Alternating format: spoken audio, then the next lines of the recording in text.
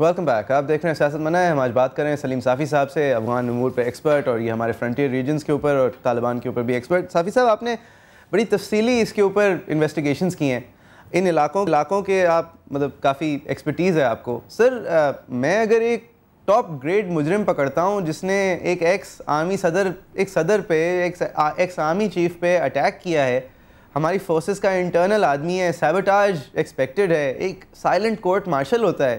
اس کو میں اٹھا کے بنوں میں رکھ لیتا ہوں سر, اور کوئی جگہ نہیں ہوگی. آپ کو یہ تھوڑا سسپیشس نہیں لگتا؟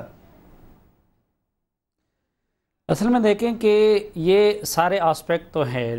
پہلی بات تو یہ کہ طالبان کے ذرائع یہ کہہ رہے ہیں کہ اس کارروائی کو کامیاب بنانے کے لیے انہوں نے 2 کروڑ روپے خرچ کر دیے ہیں. اب 2 کروڑ روپے تو میران شاہ سے آنے اور 1 گھنٹے کی کارروائی پہ خرچ نہیں ہوتے. ظاہری بات ہے, وہ اگر ان کا دعویٰ سچ ہے تو انہوں نے کسی کو دیے ہوں گے. پھر جس طریقے سے کوئی ریزسٹنس نہیں ہوئی, اور یہ جو کہا جا رہا ہے کہ اتنے پولیس کے اہلکار چھٹی پہ تھے اور اتنے سوئے ہوئے تھے,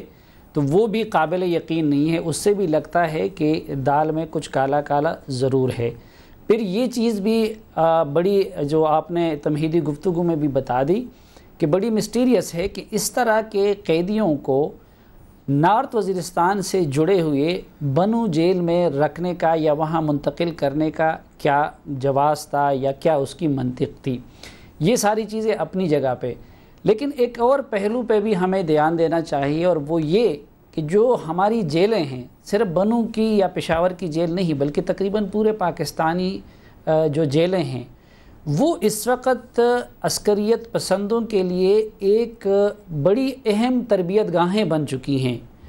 اور یہ جو ملیٹنسی پھیل گئی ہے باقی ملک تک, اور اس کارروائی سے بھی ثابت ہوتا ہے کہ مرکز بے شک نارتھ یا ساؤتھ وزیرستان ہو یا کوئی اور ٹرائبل ایجنسی ہو, لیکن ان لوگوں کے سمپتائزر اور ان کے کوآرڈینیٹر یا ان کے ساتھ تعاون کرنے والے لوگ اس وقت پاکستان کے کم و بیش ہر شہر میں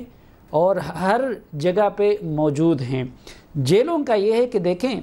بدقسمتی سے نہ تو ہماری جوڈیشری اس حوالے سے اپنا کردار کما حقہ ادا کر رہی ہے, فیصلے کرنے میں بھی تاخیر ہو جاتی ہیں, اور پھر فیصلوں پہ عمل درآمد یا اپیلیں سننے اور اس کی سماعت میں بھی غیر معمولی تاخیر ہو جاتی ہے. اب اس میں یہ ہوتا ہے کہ جیل کے اندر ہی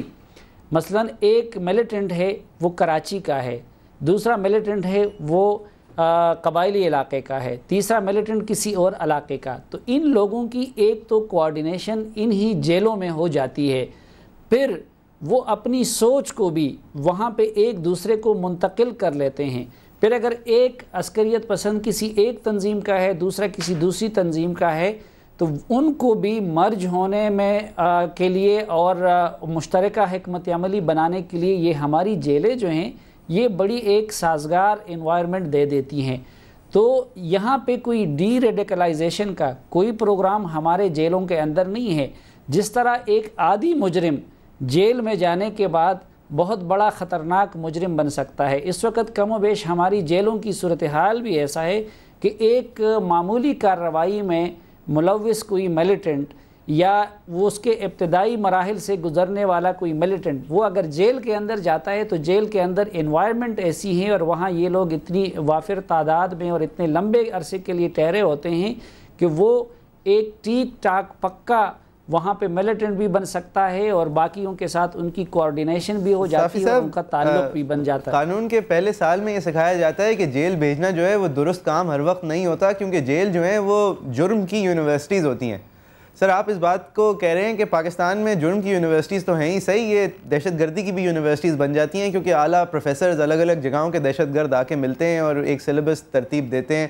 جس کے بعد آپ ایک یونانیمس طریقے سے آپریٹ کر سکتے ہیں جیل سے نکلنے کے بعد. اور آپ اس کے اوپر اگر واپس آ جائیں, یہ 2 کروڑ روپے ذرا میرے لیے دلچسپ ہیں. طالبان کے ذرائع کہتے ہیں کہ انہوں نے 2 کروڑ روپے اس پہ خرچ کیے, یعنی کہ یہ پیسے کھلائے ہمارے اداروں کو کہ انہیں آنے دیا جائے اور پھر جانے دیا جائے.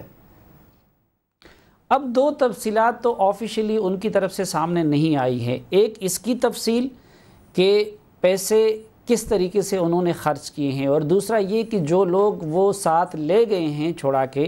ان میں کون کون ہے. اس ایک نام کے سوا ابھی باقی نام سامنے نہیں آئے ہیں, اور خود طالبان نے اس کارروائی کی تفصیلات جاری نہیں کی ہیں. البتہ انہوں نے صرف ذمہ داری قبول کر لی ہے، اور اس حد تک بات واضح آ گئی ہے کہ یہ کارروائی پلان کی گئی تھی نارتھ وزیرستان میں، اور لوگوں کو رہا کرنے کے بعد بھی وہ ان کو اس سائٹ پہ لے گئے ہیں۔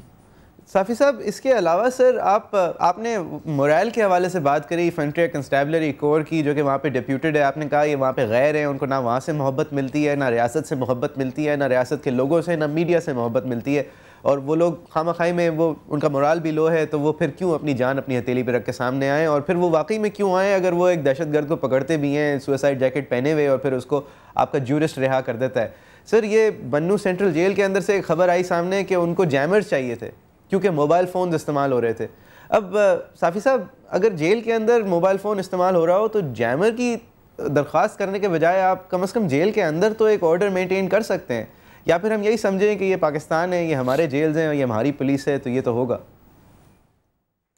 اصل میں دیکھیں، ایک تو یہ ہے کہ اس وقت شاید دنیا کی کوئی ایک آدھ فوج ہوگی کہ جو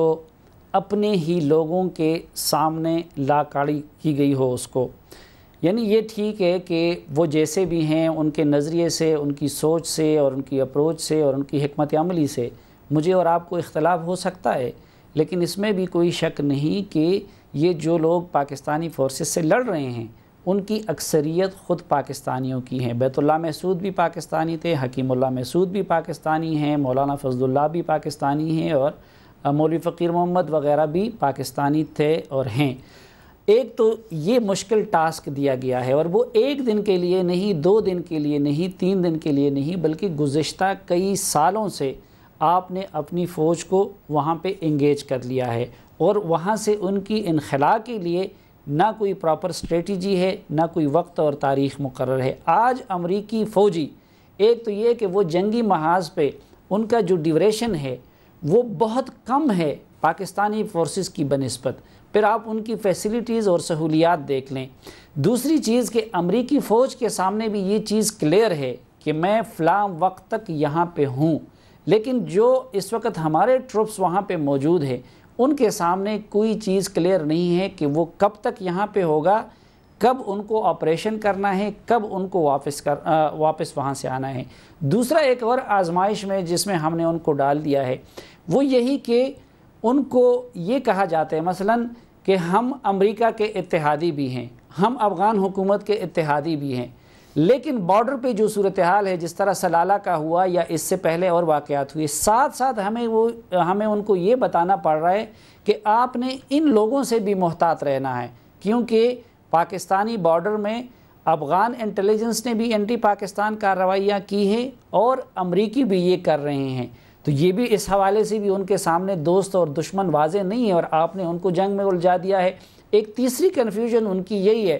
کہ آپ نے ان کو یہ بتایا ہے کہ اسی طرح پگڑی والا ہے، اسی طرح داڑھی والا ہے، اسی طرح باقی وہ ان کی ایکٹیویٹیز ہو سکتی ہیں، لیکن آپ نے ان سے کہا کہ یہ تفریق آپ نے ان میں کرنا ہے کہ ایک طرح کا داڑھی اور پگڑی والا آپ کا نمبر 1 ٹارگٹ ہونا چاہیے اور وہ آپ کا نمبر 1 دشمن ہے، اور دوسری طرح کے پگڑی اور داڑھی والے کو آپ نے کچھ نہیں کہنا ہے۔ تو یہ